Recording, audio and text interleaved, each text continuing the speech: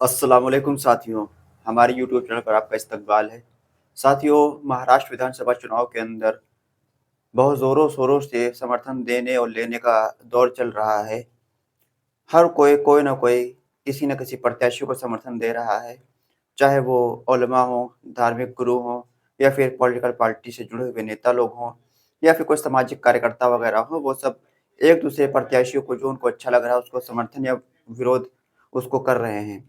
इसी सिलसिले में भीम आर्मी के चीफ और आज़ाद समाज पार्टी के सांसद चंद्रशेखर आज़ाद रावण साहब ने कल एआईएमआईएम पार्टी के उम्मीदवार इम्तियाज़ जलील साहब को अपना समर्थन दिया है और साथ ही साथ इम्तियाज़ जलील साहब की जीत के लिए कहा है कि वो चाहते थे कि लोकसभा चुनाव में भी इम्तियाज़ जलील साहब जीतें, लेकिन वो जीत नहीं पाए। लेकिन हम इस बार भी पूरी कोशिश करेंगे कि इम्तियाज़ जलील साहब चुनाव जीतकर विधानसभा के अंदर पहुँचे।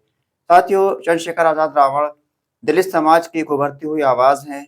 वो एक मजबूत दलित नेता के तौर पर उभर कर आ रहे हैं। बीएसपी पार्टी के बाद उनकी एक ऐसी पार्टी है जो पूरे दलित समाज की नुमाइंदगी पॉलिटिकल तौर पर करने की तैयारी में लगी हुई है। दलित समाज के नौजवान खास करके चंद्रशेखर आज़ाद रावण से जुड़े हुए हैं। दलित समाज के नौजवानों में चंद्रशेखर रावण के लिए एक जोश और जज्बा देखने को मिलता है। साथियों, हम पहले आपको सुनाते हैं चंद्रशेखर रावण साहब का वो बयान जिसमें उन्होंने इम्तियाज़ जलील साहब को समर्थन अपना दिया है। आइए हम पहले सुनते हैं उनका ये बयान। मेरा लोकसभा में भी प्रयास था कि भाई इम्तियाज जलील साहब जीत कर आए, इसलिए क्योंकि वो बहादुर नेता है हमारा यहाँ का, उसको आना चाहिए था, लेकिन वो चुन के नहीं आ पाए। इस बार हमारा प्रयास रहेगा कि वो चुन के असेंबली में आए और गरीबों के कमजोरों की आवाज उठाने का काम करे।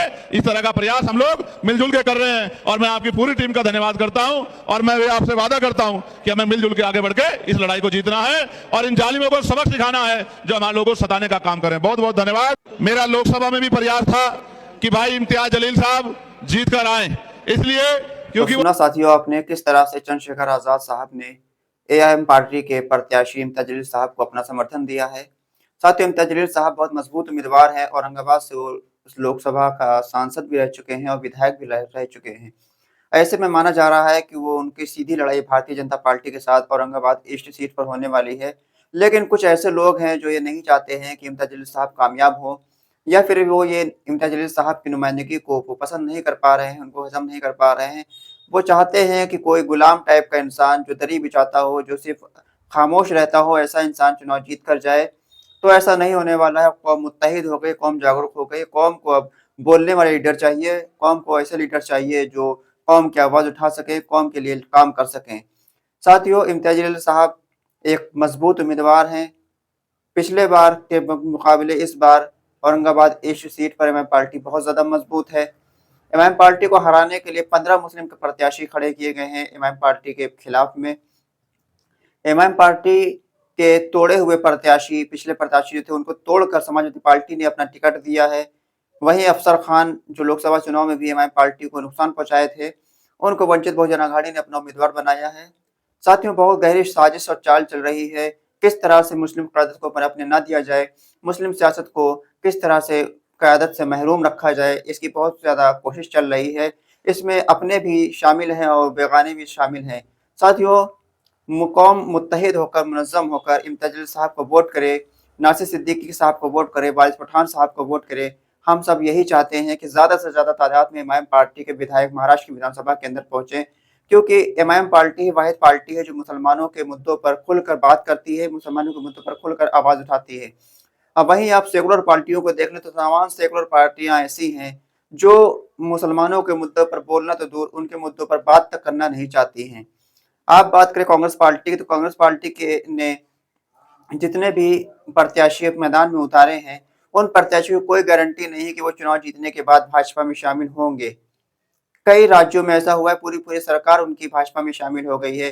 पूर्व मुख्यमंत्री उनके भाजपा में शामिल हो गए हैं, पूर्व सांसद, मौजूदा विधायक वगैरह पार्टी में शामिल हो जाते हैं भाजपा में जाके। आप मुसलमानों के वोटों से जीतने के बाद आप किस भरोसे के साथ कांग्रेस को वोट देंगे या फिर एनसीपी को किस भरोसे पर वोट देंगे?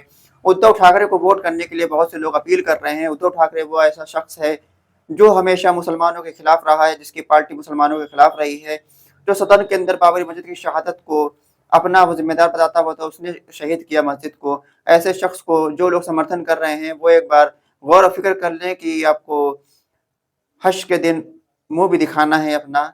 आप ऐसे लोगों को समर्थन ना करें, ऐसे लोगों को कोई अपील ना करें। आप अपील कर रहे हैं, आप कह रहे हैं कि वो बदल गया है, वो बदल अगर गया है, उसने विचारधारा उसकी बदल गई है, तो वो इस बात पर जो उसने बात कही थी, इस बात पर आकर कौम से माफ़ी क्यों नहीं माँगता है? इस बात पर आकर कौम के सामने अपना मौज़ू क्यों नहीं रखता है कि उसने जो बात कही थी शहादत के मामले में, वो बात पर वो अटल है या फिर उस बात को वो नकारता है, उस बात से वो माफ़ी माँगता है कौम से। जब तक उद्धव ठाकरे उस बयान के लिए अपनी माफ़ी नहीं माँगेगा, कौम को उसको वोट नहीं देना चाहिए। और उद्धव ठाकरे की क्या गारंटी है कि चुनाव के बाद वो भाजपा के साथ वापस से नहीं जाएगा? 25 साल तक उद्धव ठाकरे की पार्टी भाजपा के साथ गठबंधन में रही है। अभी पिछले बार मुख्यमंत्री पद के को लेकर उनके बीच कुछ नोक-झोंक हुई, उसके बाद उद्धव ठाकरे अलग होकर कांग्रेस में आ गए। जब तक वो भाजपा के साथ थे, उस वक्त तक मुसलमान उनको कोसते थे, उनको बुरा-भला कहते थे, उनको मुसलमानों का विरोधी कहते थे, ये कहते थे इनको वोट मत दो। लेकिन जैसे ही वो कांग्रेस के साथ आ गए तो मुसलमानों के बहुत अच्छे हो गए। मुसलमानों के लिए उन्होंने क्या ऐसा काम कर दिया? औरंगाबाद का नाम बदलकर संभाजी नगर कर दिया गया। किसने किया? ये उद्धव ठाकरे मुख्यमंत्री थे, उद्धव ठाकरे ने ये काम किया है। और उद्धव ठाकरे के नेता इस बात का अपना बखान करते हैं कि उन्होंने संभाजी नगर नाम किया। अब आप बताइए, आप ऐसे लोगों को अपना वोट देकर अपने ज़मीर को बेचेंगे या फिर मुत्तहिद होकर, मुनज़्ज़म होकर मिल्लत की पार्टी एमआईएम पार्टी को वोट करेंगे? एमआईएम पार्टी का असदुद्दीन ओवैसी साहब आपके मुद्दों पर कब नहीं बोले हैं? क्या सीए के मामले में असदुद्दीन ओवैसी साहब नहीं बोले? एनआरसी के मामले में असदुद्दीन ओवैसी साहब नहीं बोले?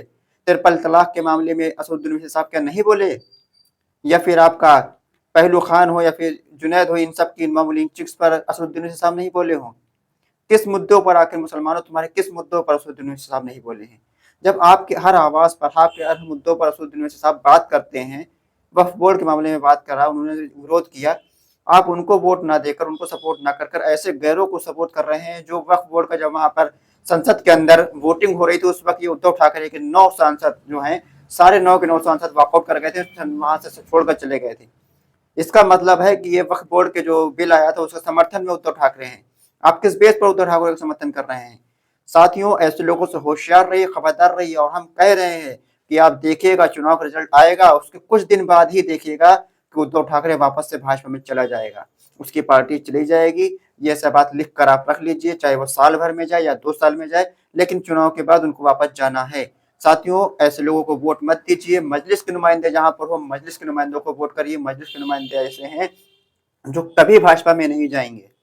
ये बात आप लिख कर रख लीजिए। साथियों, हमारे वीडियो को ज़्यादा से ज़्यादा आप शेयर करें, चैनल को हमारे सब्सक्राइब करें और लाइक कमेंट जरूर करें। कमेंट में अपनी राय भी आप हमको दें। कमेंट में राय अपना ये दें कि क्या मुसलमानों को उद्धव ठाकरे जैसे इंसान को वोट करना चाहिए या फिर मुसलमानों को इमाम पार्टी का असदुद्दीन ओवैसी साहब को वोट करना चाहिए? आपका नेता कौन है? असदुद्दीन ओवैसी है या फिर उद्धव ठाकरे है? आप ये बात कमेंट बॉक्स में हमको दे सकते हैं, बता सकते हैं। खुदा हाफिज।